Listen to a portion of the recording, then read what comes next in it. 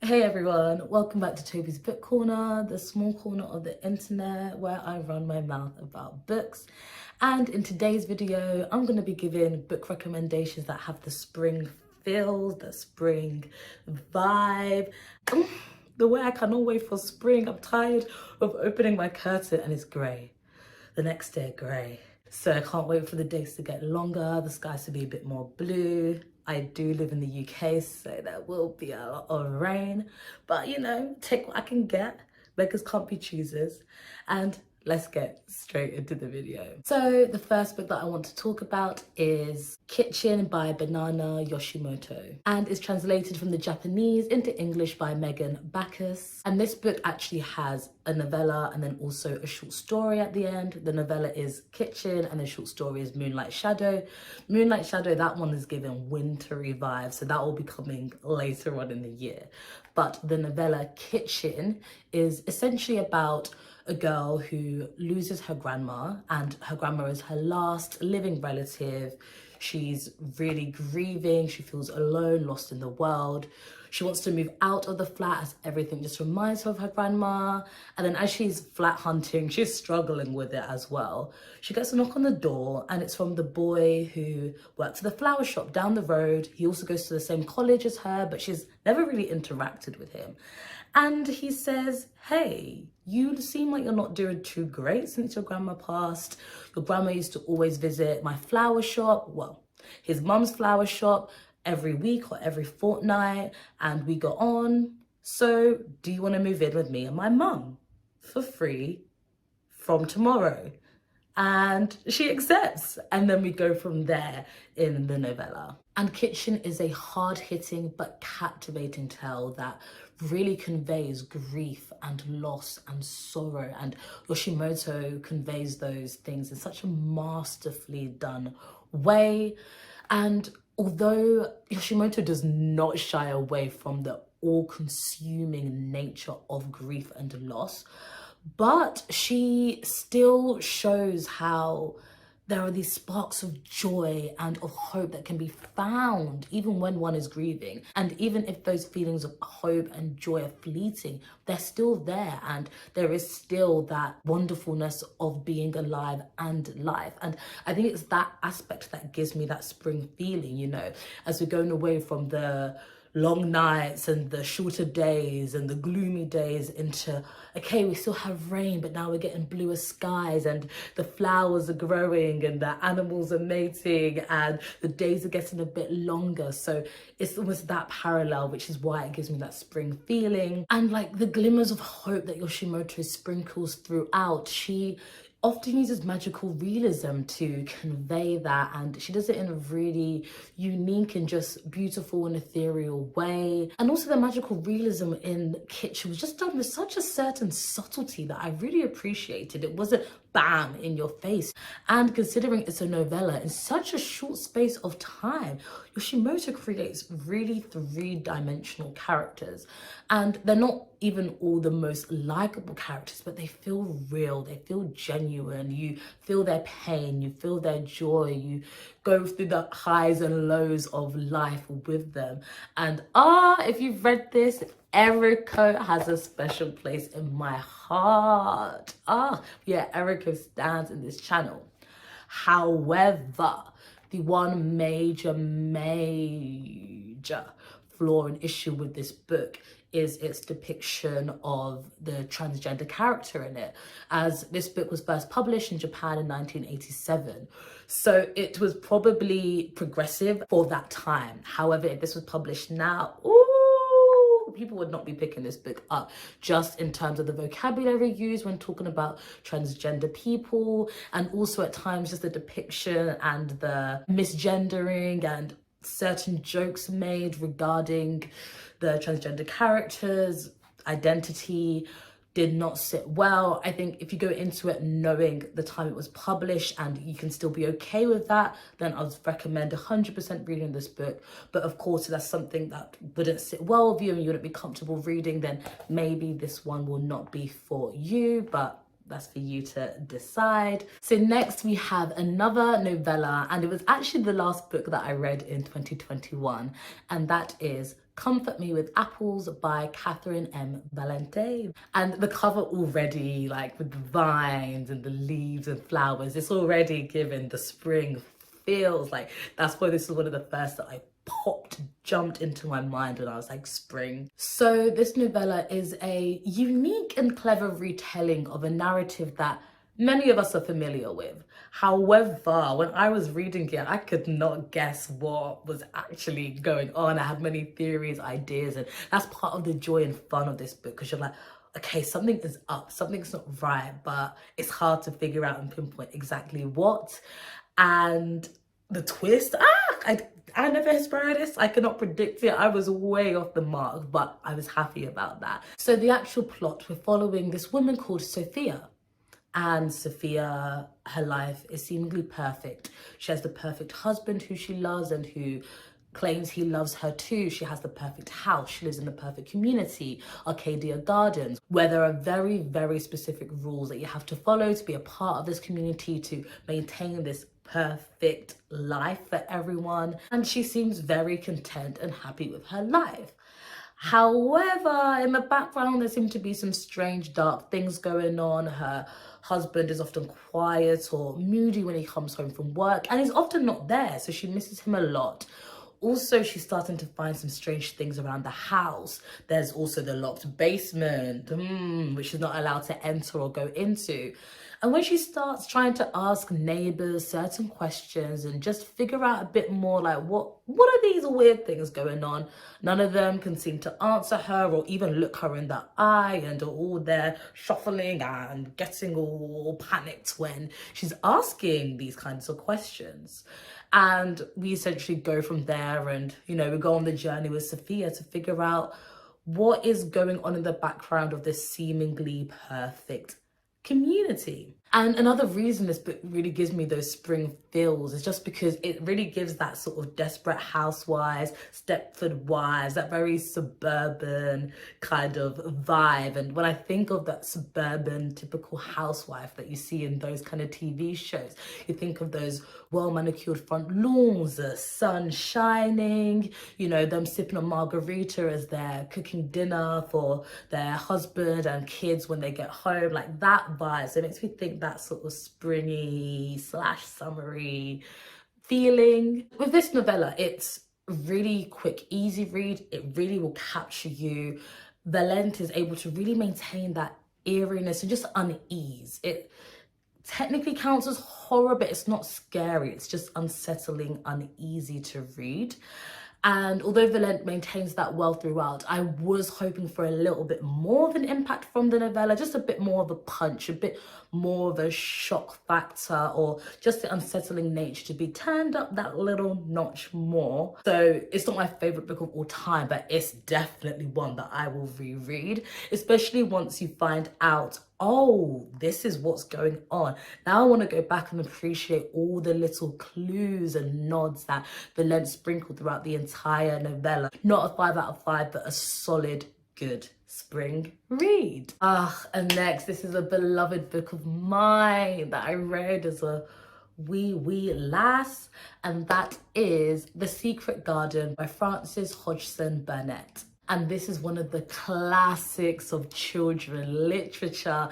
And what I love about this novel, that it is for both children, but also it is very much for adults too. And I won't lie, I do have an extra soft spot for it, as when I toured the London Children's Ballet when I was 15, and we did The Secret Garden, and I love it. And also as a child, I remember really loving and appreciating the protagonist Mary's character development and growth from this very sullen, spoiled, unlikable child to a really caring, wonderful, enigmatic, fun child. But before I digress, I'll tell you what the plot is actually about. So the plot centers around Mary Lennox, as I mentioned before, and she travels back to England from India after she's suffered an immense trauma of losing both of her parents to the cholera epidemic in India.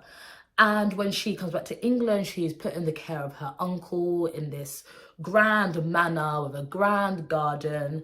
However, he is quite strict and she fears him. And initially when she arrives, oh, she is sullen, she is spoiled, she is having fits of temper tantrums, just not a very lovely child. Although she's been through a lot, so I'm like, theirs. Eventually though, she starts to realize all the tragedies that have fallen on her uncle. She eventually makes a friend, and the biggest discovery is discovering the secret garden. It's this charming walled garden that is always locked, and she finally is able to explore it. And the garden, it's not personified at all, but it almost feels personified. The visceral descriptions of it, and I don't know, Hodgson Burnett is just able to bring it to life in this book as Mary explores. And the more she explores it, the more she gets to discover about the garden, the more she gets to discover about herself and her true kind-hearted nature. And then there's also this kind of mystery aspect of the book, because Mary is hearing all this sobbing and wailing and crying in the mansion, but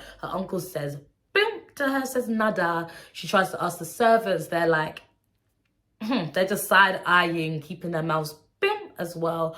So of course eventually she finds out where that sound is coming from, and then something develops from there in the plot too. And of course, because this book really does center around the secret locked garden, that's why it's given all the spring feels. Like, it is literally the perfect spring book in my personal opinion. I think because this book just really encompasses kindness, good-heartedness, good-naturedness, spirituality, just all that good feel vibes. That's why it really gives that wonderful spring vibes, and you should pick it up and read it or reread it, as I know a lot of us have read it when we were younger. And I myself do plan on rereading it this spring, so I'll let you know if I still enjoy it as a whole grown up now, like over a decade later. Yikes.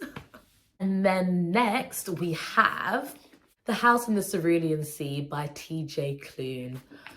If you've been on BookTube at all, I'm sure you're tired of seeing this book cover. This book is everywhere, very beloved in the BookTube community, and I'm happy to say that I too love this book. So in this novel, we're following a 40-year-old man called Linus Baker, and he's a caseworker at the department in charge of magical youth. And Linus, he's very much a stickler for the rules. He is not living life. He is not living his best life. He's just existing day to day. He's very much giving eat, sleep, work, repeat. Eat, sleep, work, repeat. That's it. That's it.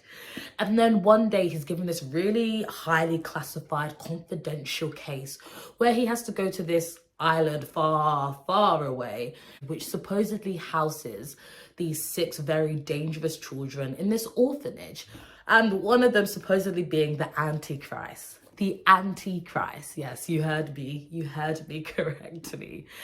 And then he goes off for this assignment, and then we go from there. And cover already, spring feels. But then also, because we have the whole found family trope, we've got queerness, we've got some very light fantasy, and we just got very feel-good, wholesome, good-hearted vibes, and that's why it screams spring at me. I actually think this is the first book that's made me shed like happy tears, and again, that's something that gives me those spring vibes. And it's just such a heartwarming tale about discrimination, about found family, about actually living your life, not just existing day to day and not just being in the same old routine, opening up yourself to new experiences, to new people, to new relationships. The queer and racial representation was tactfully executed. Could have been a bit more, but I feel like what was there was done really well. And I won't lie, at first when I was reading it, I was so confused as to why it was so popular, because the characters seemed very caricature-like. At first I was like, oh no, this is not a bit of me. But then I actually got used to it very quickly, and all the characters grew on me, especially the children, the relationship that blossoms in here. That's why I shed the happy tears, because I was so happy when it finally happened. And it really does have a special place in my heart. I feel like this is a really good book to read on like holiday or when you're traveling with that sort of setting. Definitely one to pick up if you're in that very feel good, slightly cheesy vibe. And then the final book we have is The Unbearable Lightness of Being by Milan Kundera.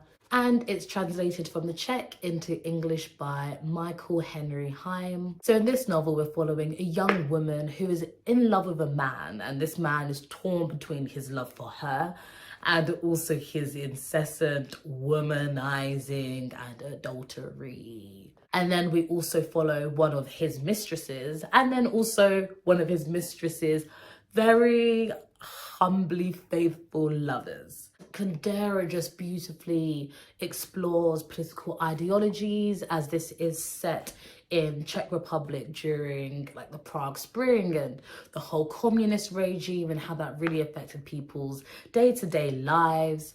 And we explore political ideologies, we explore the meanings of life and death. There are all these different philosophical speculations throughout. It's kind of got some historical fiction in there too.